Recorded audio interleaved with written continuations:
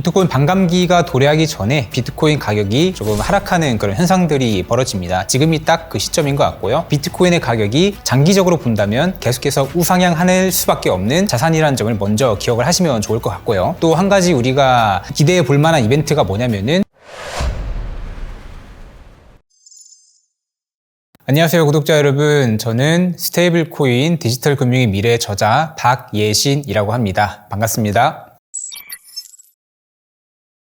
비트코인 시세 위험 구간 진입 가능성, 반감기 앞두고 큰 폭 조정 반복되나? 라고 되어 있는데요. 이제 지금 반감기를 앞두고 비트코인 가격이 지금 많이 떨어지고 있죠. 4월 말이 반감기, 네 번째 반감기라고 지금 이제 예정이 되고 있는데, 이 조정이라고 하는 것이 반감기를 앞두고 거의 항상 있어 왔던 현상이었던 것 같아요. 보면은 조정 사이클에 대해서 좀 여쭤보셨는데, 보통은 반감기가 오기 한 2주, 3주 전에 가격이 조금 떨어지다가 반감기가 오고 나서 이제 한 6개월, 7개월 쯤부터 가격이 오르기 시작해서 한 1년 정도 가격이 계속 상승하는 그런 흐름을 좀 보였던 것 같습니다. 그런데 이 현상을 설명하기 앞서가지고 반감기에 대해서 짧게 한번 다시 복습을 해보자면은, 반감기라고 하는 것이 비트코인 채굴 보상이 반으로 줄어드는 것을 의미합니다. 이 채굴 기업들이 채굴이라는 행위를 통해 가지고 블록을 생성하고 그에 대한 대가로 비트코인을 받게 되는데, 반감기 전에 만약에 6개를 받았다면 반감기 후에는 3개로 이렇게 보상이 줄어들게 되는 겁니다. 그래서 채굴 기업들은 반감기 전에 일정한 리소스를 투입해서 채굴을 하다가 반감기 이후가 되면은 일정한 리소스를 투입하더라도 이전에 받던 보상의 반으로 줄어들게 되는 거죠. 그런 반감기가 오게 되면은 시장에 공급되는 비트코인의 양이 그만큼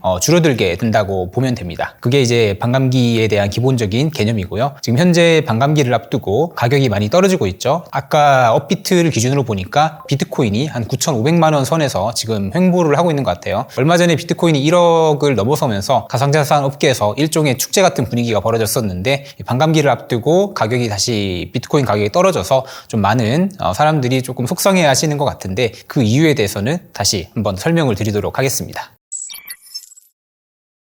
비트코인 반감기가 도래하기 전에 아까 말씀드린 것처럼 비트코인 가격이 조금 하락하는 그런 현상들이 벌어집니다. 지금이 딱 그 시점인 것 같고요. 이제 4월 말 정도로 비트코인 반감기가 예정되어 있는데, 그러면 왜 이렇게 비트코인 반감기를 앞두고 가격이 조정이 되느냐? 올해 1월에 SEC가 비트코인 현물 ETF도 승인을 해줬으니까 이제 기관 자금들도 들어오면은 가격이 오를 일만 남았는데 왜 가격이 떨어지느냐라고, 아마도 초보 투자자이거나 이쪽 시장에 대한 이해가 조금 부족한 분들이라면은 그런 의문을 제기할 수 있을 것 같은데요. 이 조정이라는 행위는 이 채굴기업 입장에서는 반감기 이후에는 손실이 확정이 된다고 볼 수가 있습니다. 무슨 말이냐면은, 반감기 이전에 일정한 리소스를 투입을 해서 채굴을 하고 그에 대한 보상으로 비트코인을 받게 되는데, 반감기 이후에도 일정한 리소스를 투입한다고 한다면은 반감기 이전에 받았던 보상의 절반밖에 받지 못하게 되는 거죠. 자, 그러면은 채굴기업 입장에서는 그런 선택을 할 수 있게 되겠죠. 반감기 이후에 내가 수익성이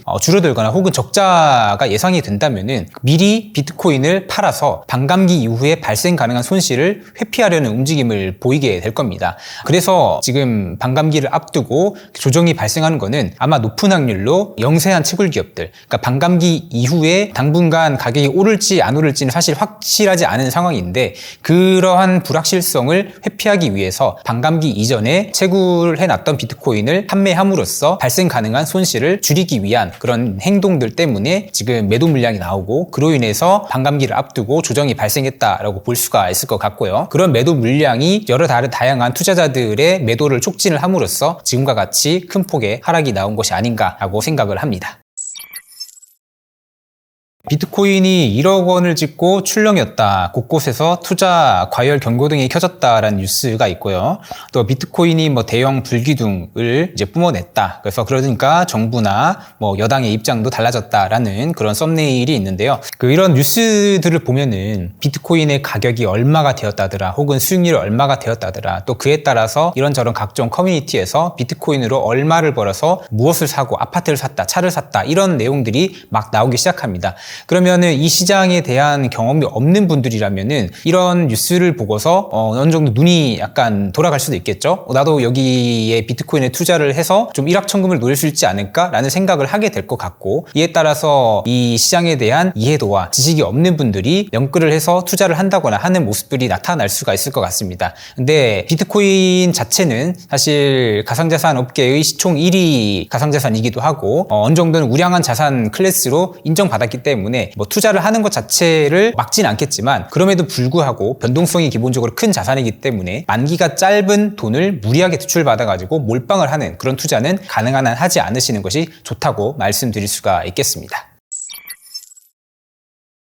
비트코인으로 대박을 내서 뭐 외제차를 샀다, 아파트를 샀다, 이런 내용들을 보고서 나도 그냥 여기에 돈을 집어넣으면은 돈을 많이 벌 수 있지 않을까라는 생각 때문에 무리하게 돈을 빌려가지고 좋아 보이는, 그냥 내가 생각했을 때 좋아 보이는 코인에 무리하게 투자를 해버리면은 내 생각대로 이 코인의 가격이 올라가는 것이 아니기 때문에 매우 높은 확률로 손해를 보실 수가 있습니다. 이 가상자산 시장이 아무리 많이 고도화가 되고 어느 정도 제도화가 되었다 하더라도 여전히 이 시장은 정보의 비대칭성이 매우 강한 시장이고 가격 자체의 변동성도 매우 심하기 때문에 어떤 공부나 계획, 투자에 대한 계획 없이 그냥 무리하게 그냥 접근을 해버리면은 매우 큰 손실을 볼 수 있는 위험한 시장이기 때문에 투자를 하시되, 투자를 하기에 앞서서 많은 공부를 하시고 시장에 대한 이해, 그리고 가상자산 자체에 대한 이해를 동반한 상태에서 투자에 임하실 것을 당부드립니다.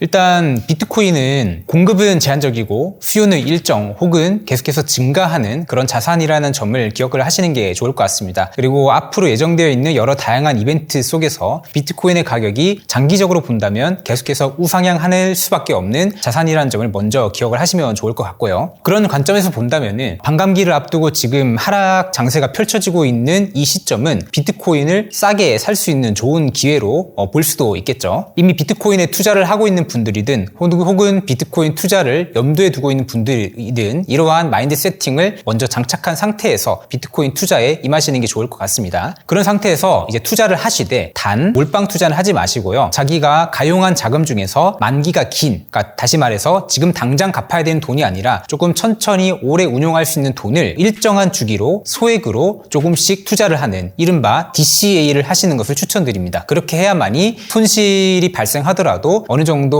마인드가 흔들리지 않고 오래 투자를 할 수 있기 때문입니다.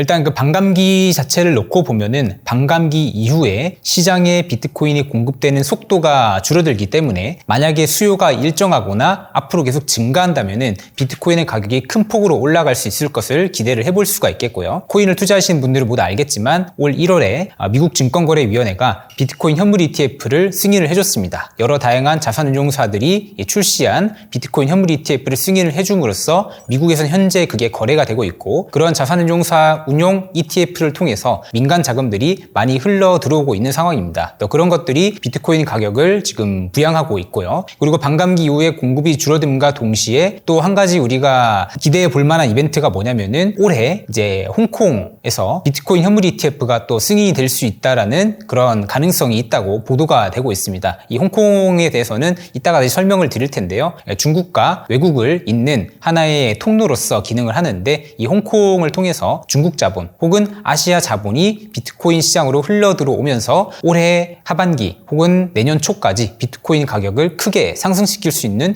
동력이 될 것이다 라고 지금 기대를 해볼 수가 있겠습니다. 따라서 지금 비트코인을 투자했던 분들 혹은 투자를 염두에 두신 분들이라면은 지금 당장의 조정에 크게 상관 쓰지 마시고 조금이라도 소액이라도 투자를 해보실 것을 추천드립니다. 일단 비트코인 투자자들의 그 투심을 정치인들이 고려를 하지 않을 수가 없습니다. 비트코인이라는 것의 영향력이 적었을 때는 정치인들도 그냥 비트코인에 사람들이 매몰되어서 투자하는 것을 지금 법적으로 금지할 수 있겠지만, 업비트만 놓고 보더라도 이미 회원수가 1000만 명이 넘어갔다고 합니다. 정말 엄청나게 많은 사람들이 투자를 하고 있는 것이죠. 한국만 해도 그러한데 비트코인을 비롯한 가상자산 시장이 그냥 로컬 마켓이 아니라 글로벌 마켓이지 않습니까? 전 세계에 있는 수많은 사람들이 사람들이 거래를 하고 이걸 통해서 어느 정도 자신의 어떤 자산의 가치가 희석되는 것을 방어한다거나 혹은 다양한 방식으로 이 크립토 자산을 이용을 하고 있는데, 이렇게 크립토 마켓이 커지고 생태계가 확장되고 있는 와중인데 정치인들이 이런 크립토 투자자들의 생각에 반하는, 크립토 투자자들에게 반감을 살 수 있는 정책을 내고 그걸 추진한다면은 아마 높은 확률로 그 정치인 혹은 정치인이 소속된 정당은 표를 얻지 못할 것입니다. 정당이라고 하는 거는 어쩔 수 없이 총선이든 대선이 됐든 정당이나 정치인들은 이 사람들의 마음을 얻는 것이 매우 중요한데, 지금 크립토 마켓이 이렇게 커져 있는 상황에서는 당연하게도 이 투자자들의 마음을 잡기 위해서 뭐 제도를 완화를 해준다거나 뭐 투자를 어느 정도 촉진을 한다거나 혹은 과세를 유예한다거나 하는 등의 행보를 보여줄 것이라고 예상이 되고 있습니다. 그리고 정치인들도 이 점을 모를 리가 없기 때문에 아마도 제가 기대하기로는 이제 뭐 한국에서 있는 여러 총선도 그렇고 연말로 예정되어 있는 미국 대선에서도 아마 정치인들이 비트코인 투자자들에게 조금 우호적인 어떤 스탠스와 정책적 입장을 내주지 않을까라고 기대를 해보고 있습니다.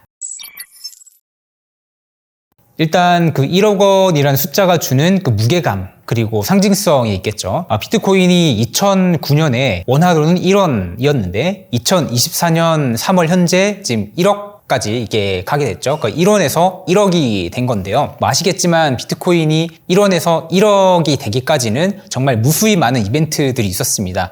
비트코인 시스템의 지속 가능성에 대한 어떤 비판, 회의감, 그리고 분노, 그리고 절망, 좌절, 환희, 이런 여러 가지 다양한 산전수전들이 있었고, 그 산전수전들을 모두 다 깨고서 결국엔 1억을 찍은 것이 아닙니까?